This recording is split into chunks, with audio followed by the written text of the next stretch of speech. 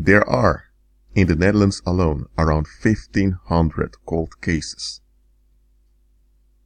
spread over, I believe, 4 or 5 decades. I believe it's 4 decades. From now to 40 years back. 1,500 cold cases.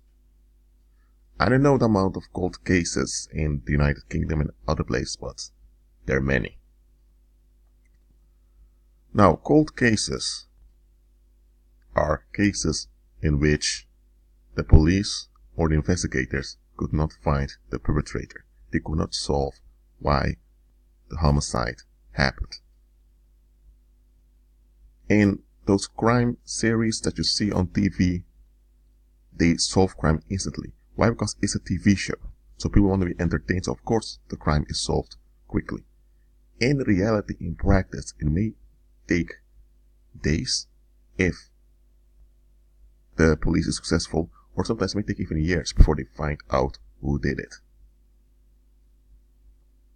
And there are times they never find out who did it. That also happens. I could remember a case from, I believe, the 1920s that was solved somewhere in the early 2000s. The perpetrators were dead already. I believe even the children were dead. But those two people in the modern era, quote-unquote modern era, looking back on the case, they noticed things that were so obvious.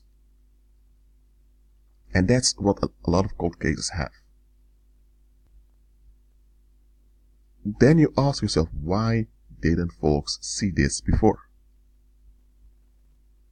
The simple answer is, they were either distracted from noticing the obvious, or they didn't want to see the obvious. And there are times they just don't want to see the obvious. Or say they didn't want to see the obvious. Because think about it like this. Anytime a homicide happens, it's a symptom. It's a symptom that something is wrong with the community.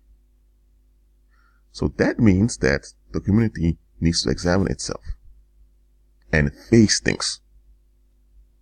And here's where the difficulty lies. Many folks don't want to face things. They want to pass through life without any challenge, being relieved all the time.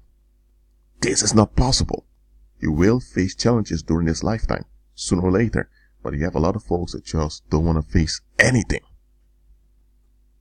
They exploit by benefiting from you, and then when they're frustrated or they realize it's now their time to give, they dump, they become frustrated and they dump frustration, and then they flee because they don't want to be held accountable.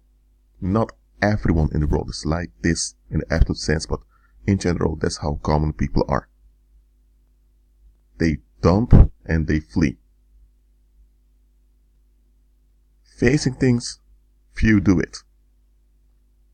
So the authorities know this. They know how common folks are. They also know that, quote-unquote, solving a homicide case will not solve the underlying issues in a community. Yet many think that solving a crime will bring peace to the community.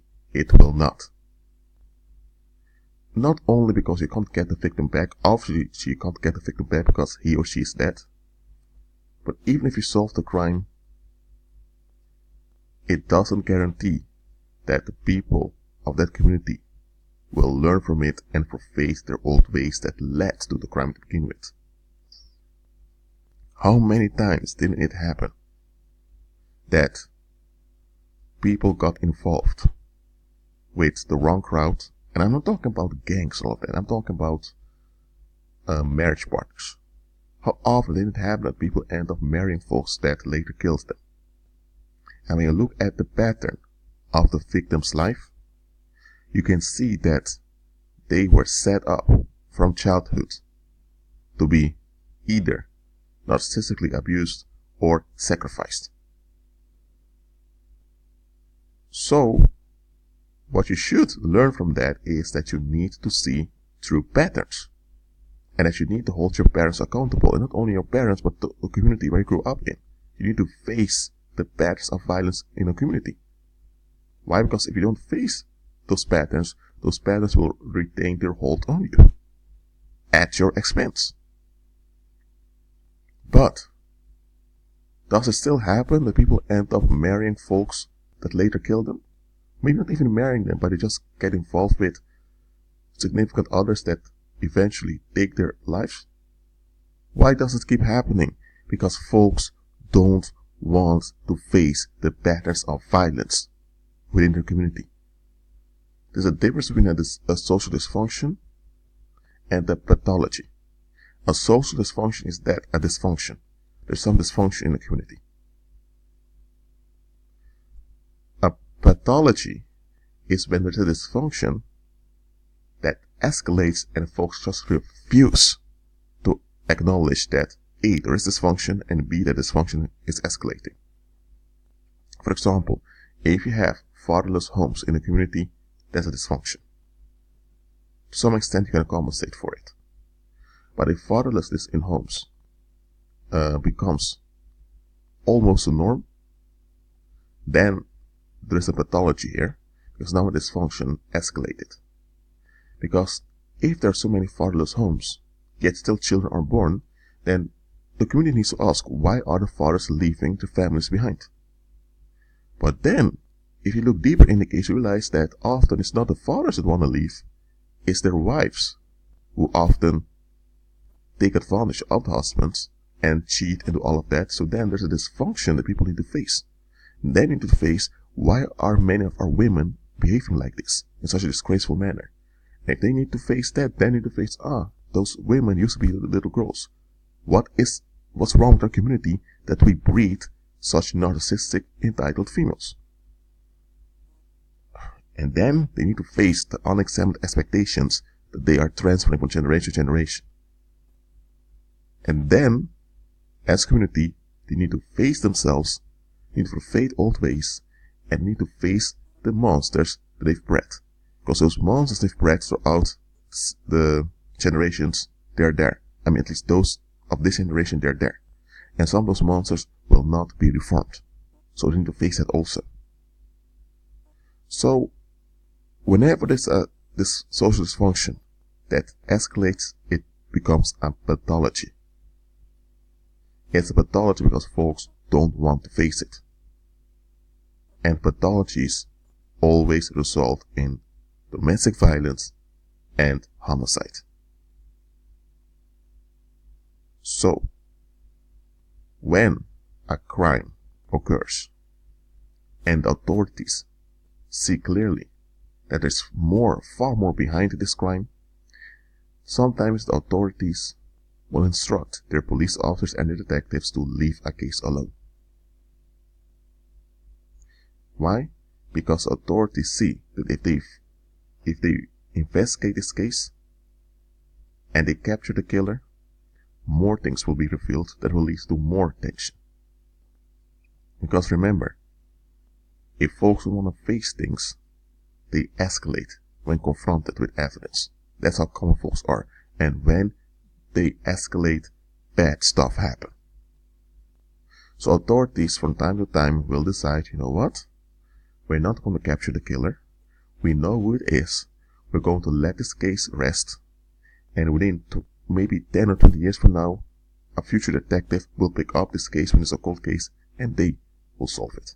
Because if we deal with this case right now, it may lead to further escalation. It may even lead to the disintegration of the community. And look at this. Narcissistic psychopaths, or let's say people that are time bombs, the only reason those time bombs don't go off is because they have social validation from society. So despite that there is the pathology in a community, it's a society that is a functioning of that society that prevents reprobates from exploding. There are times reprobates explode anyway, but the reprobates are hindered from exploding for the simple reason that they get validation from society. So the moment society dissolves, what do you have to, let's say, restrain or retain and hold on reprobates? You have nothing. And when reprobates have nothing left to lose, they lose it. And that's why many homicides happen, because a reprobate had nothing left to lose. He or she lost all hope to get some social validation, and they snapped. So when you're facing a cold case, look at the bigger picture. Don't just think that the police officers did a lousy job or that they were lazy. There are times authorities will not prosecute a case because prosecuting the case would reveal too much that was wrong within a community, and when too much is revealed, people can't get social validation anymore because then they are forced to face things. And when they don't want to face things, but they're forced to, they escalate. And when they escalate and there is no functioning society anymore, reprobates get out of hand. So anytime a homicide happens, what you call civilization is under attack. And civilization can easily turn into barbarity. And it doesn't take much for a civilization to turn into barbarity. Police officers know this. The pink rules of this world know this. That's why there are times they allow killers to get away. They don't do that because they agree with the killers. Maybe sometimes they do, but they don't do it out of agreement or simply with the killers. They do that because they know that common folks really don't want to face things. And it's the fact they don't want to face things that lead to those homicides to begin with. So, if you know that the population doesn't want to face things, and that they will dump the frustration on some target no matter what, then why assisting them in their curse? If you know about a cold case, and you would look in a cold case, I'll guarantee you'll notice patterns that are obvious that others didn't notice. And you may even ask yourself, why didn't people notice this before? Most likely it is because it was not convenient to see it. The reason why the pagan rules of this world often cover up crime, I'm not talking about the rituals that they're doing, I'm talking about real crime that worldly people do. The reason they often cover it up is because to address them would lead to social unrest and maybe even civil war not in large but in a small area. People often take for granted the ease that society provides them. That ease is only there because reprobates and worldly people in general get relief. The moment they don't get the relief, things escalate. Well, now you also understand why Hollywood exists. Now you understand why the entertainment industry exists. Is to relieve the public. Because common folks cannot handle frustration. They don't want to face frustration. When they have to deal with frustration, very few of them manage it well. Many of them eventually explode. And you don't want that. I hope this video grants you some more perspective. And remember, always agree with Christ. Because you can't fool him. He knows everything. Well, that's it for now. Be at peace.